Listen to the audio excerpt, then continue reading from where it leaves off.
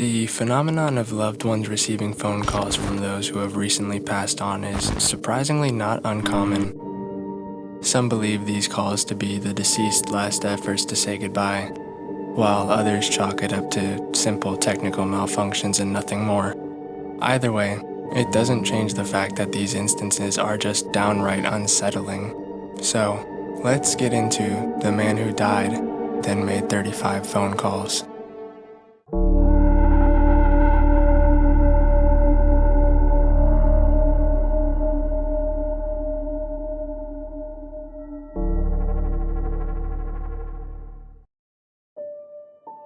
On September 12, 2008, 225 passengers boarded a Metrolink in Los Angeles headed for Moore Park.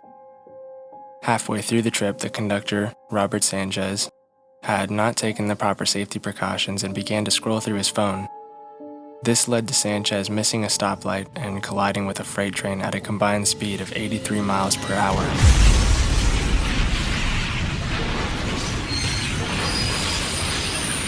The aftermath was grim, to say the least.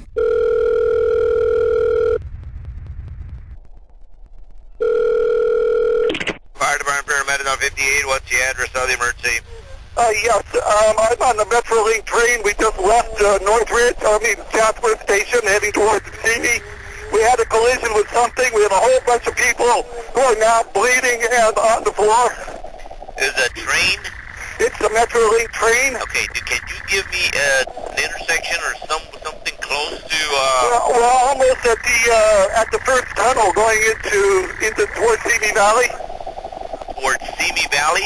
Yeah, we're on the Metrolink train. We just left the Chatsworth Station. Right, but We're heading towards Simi Valley. We just collided with something. I don't know what.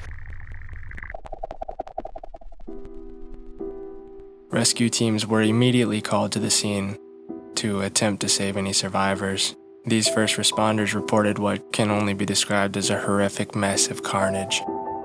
A priest was even on board, who sustained minimal injuries. He took his time after rescue to deliver the last rites to passengers who were beyond saving. One of the passengers was a man named Charles Peck. Charles lived in Salt Lake City, Utah, while his fiancée, Andrea Katz, had a home in Los Angeles. They had planned on moving in together to begin organizing their wedding, but first, Charles needed to find a job in Los Angeles. After a while of searching, he had finally landed an interview. This is when Charles planned to fly to LA and catch a Metrolink to Moore Park. There, Andrea would pick him up and drive him to his interview. Andrea was on her way to pick him up.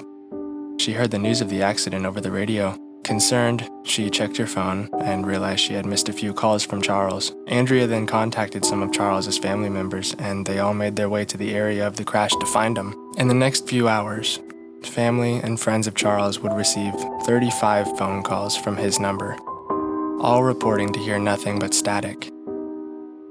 This worried his family, who had assumed Charles had made these phone calls in hopes of being located but was too injured to speak.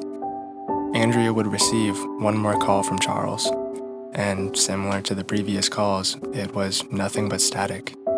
Andrea, hoping that he could hear, told him that rescue was on its way and to stay strong. These phone calls continued until 3 a.m., and police actually used these calls to ping his phone and locate Charles only an hour later. But Charles was dead. In fact, he had been killed on impact. Yet, his phone continued to call those close to him for 11 hours past his time of death. So, how is this possible? And is this proof of the paranormal or just a malfunctioning phone? Well, it comes as a surprise to me that this is not an uncommon occurrence, or at least not as uncommon as you might think. Many have reported receiving phone calls from loved ones soon after their passing. There's actually entire subreddits dedicated to this exact phenomenon. While the legitimacy of these stories are questionable, they all have something in common with the instance of Charles Peck, which was a documented case as they used his phone calls to find him. Firstly, they all occur soon after the person's death. They always seek to contact those who were close to them during their life, and their voices are distorted by static or sound as if they were very far away. Now, in the case of Charles, these phone calls occurred for 11 hours after his passing.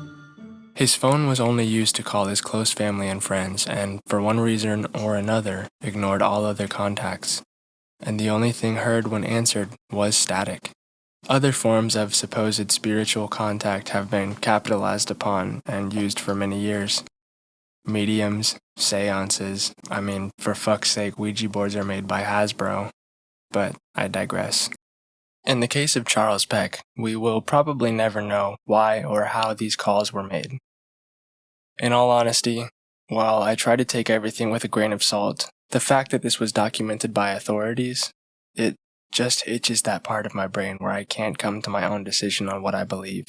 It's not just some quote-unquote true story posted on a Reddit thread. And these calls were actually traced to find Charles. So, was this just an odd malfunction of a phone due to the extreme conditions of the crash?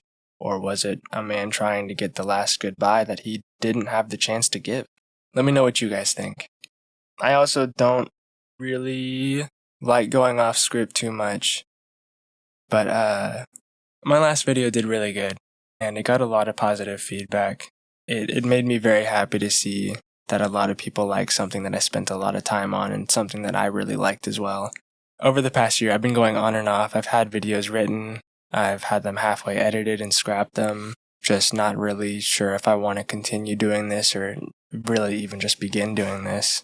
And that really opened my eyes to seeing the fact that people enjoy the same things as me and people enjoy what I make, even if it's just a small amount of people.